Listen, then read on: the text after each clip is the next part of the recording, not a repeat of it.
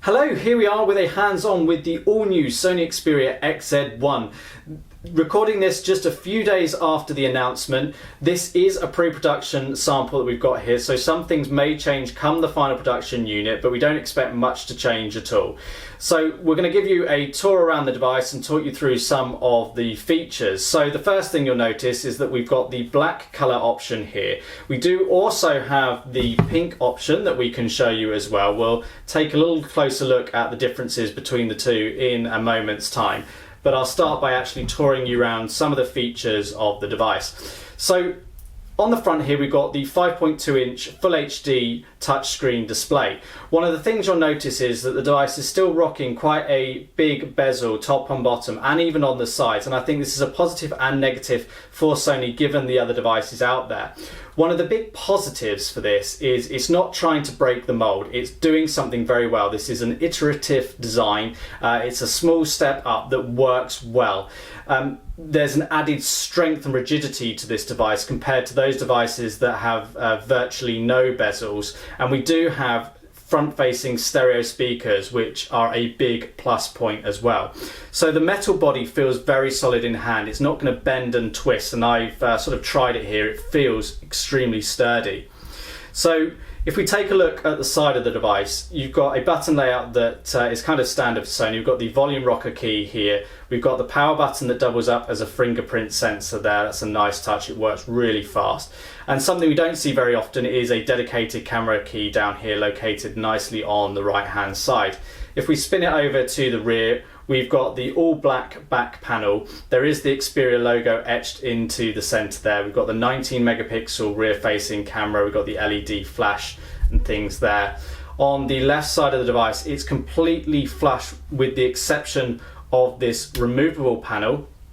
And this panel here has the micro SD card slot and the nano SIM card slot. This device will take up to 256GB micro SD and a nano SIM card. It's easy to access them. You don't need an ejector pin or anything like that, which is nice. On the top of the device, headphone lovers rejoice. We've got a 3.5mm headphone jack and a microphone as well.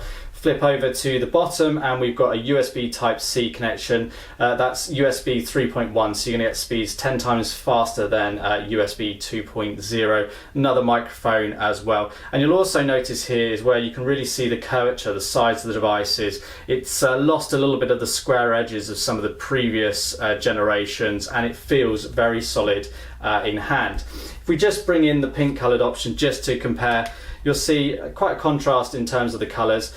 Things like the antenna bands pick up just a little bit more on the pink one, but it's kind of like a soft muted pink, a rosy sort of colour. Some of the buttons and things on the side of the device are accented more on this pink variant. So you have the choice of colours to go for. There's blue, pink, silver and the classic black, which is generally the most popular. So the Full HD display on the front here has the stereo speakers sat above and below it, and they are really, really powerful. I've been really impressed by the way in which they work. There's actually 50% more pressure driven to the speakers on this device, and when you compare it to a lot of the single speaker devices out there, you can really notice the difference. Up at the top here we've got the 13 megapixel front facing camera as well, and it's Android 8.0 or Oreo pre-installed on here. Sony do put a few of their own customizations and added applications, so we've got Amazon Kindle, we've got AVG protection, Kobo ebooks, Xperia Lounge and a few other things. It's not too heavy, it's been scaled back from what it once was, but there's a few added things that you may not particularly want if you prefer more of a vanilla look to it.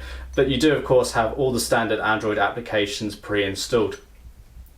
You've got full access to the Google Play Store, a fully certified device. You've got your phone as you'd expect, your messages. You've got the option to customize your home screen with widgets, wallpapers, themes. You can change the grid and the transitions to something that sort of suits your feeling and mood.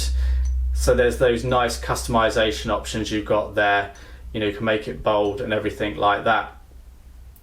You've got the ability to customize the way the apps display in the app drawer, so you can sort the apps here by your own order, most used, name and date. You can search the applications as well. If we drop down into the settings, first of all, you've got the notification shade where you've got quick access to some of the settings that you may want to turn on and off frequently. You can customize the layout here. And we can drop down into the settings and we've got all the usual options as you'd expect, more information about the specifications. So this device, the XZ1, comes with 64 gig of internal storage. Out of the box, about 10 gigabytes of that is used for the system install. There's 4 gigabytes of RAM that accompanies this as well, and under the hood is the Snapdragon 835 processor, so everything should sort of work really quickly as well, and so far our initial tests have proven quite successful.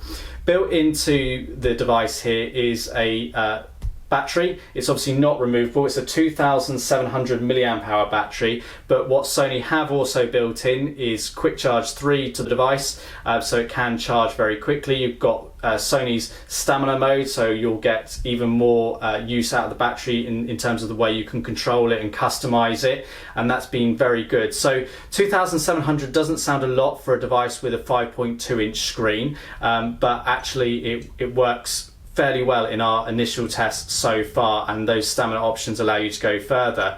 Now you obviously have other options here on the device. Thanks to the Android install, you can have split screen configuration if you wish to use that, so that's handy for multitasking. The 5.2 inch screen is a little bit smaller than one may be used to. There are a lot of devices now that are running screens with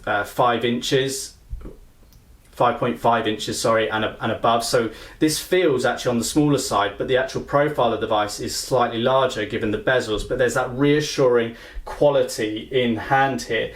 It's actually 7.4 millimeters thick, weighs in at 156 grams. There's also really good audio capability. So we've talked about the speakers briefly, but through the headphone jack, you're going to get premium audio with certain sets of headphones. You can have high-res audio. There's aptX HD, and there's Sony's digital sound enhancement built in as well. Let's just quickly jump into the camera, because that's one of the big things about this. So you've got your manual, intelligent auto, superior auto, and your video recording modes. It can record at full 4K resolution. You can switch between the front and rear cameras, but one of the big things to tout on this rear camera is the 960 frames per second slow motion, or motion eye as Sony call it, which allows you to record things in super slow motion, and it works really well. There's also predictive sort of capture features now built into the device, so that you can capture the image quicker. You can take burst shots with more accuracy thanks to the autofocus functionality being improved here. So, you know, burst shots are going to remain in focus more of the percentage of the time, which is really good as well. And another thing to note is this screen is really bright. It's not always great to pick up on camera, but it works really well because Sony have brought in a lot of their technology from their screens, the Triluminous sRGB. It's really bright, it's really clear, and it's really good colours. It's natural, it doesn't feel oversaturated in what it offers. And one of the big features, and this is where Sony have really innovated here, given the design is perhaps been held back, is this 3D creator. Now, we'll go into this in a little bit more depth in our full review, but basically you can now scan things using the camera. So you can do a face scan, a full head scan, you can scan food, and you have options in terms of what you can do with this. You can share them online through messaging services, through 3D print services, so you can actually have like a 3D head print printed out. You can create the files to be shared with a 3D printer if you want. So it's a really cool feature, and when you actually use it, it takes a little bit to get used to, but it's super clever, it's super futuristic, and it's one of the first devices to offer such kind of out of the box, and it works really well. So that's a quick hands-on with the Sony Xperia XZ1. Be sure to check back on our YouTube channel for a full review very soon. Thanks for watching.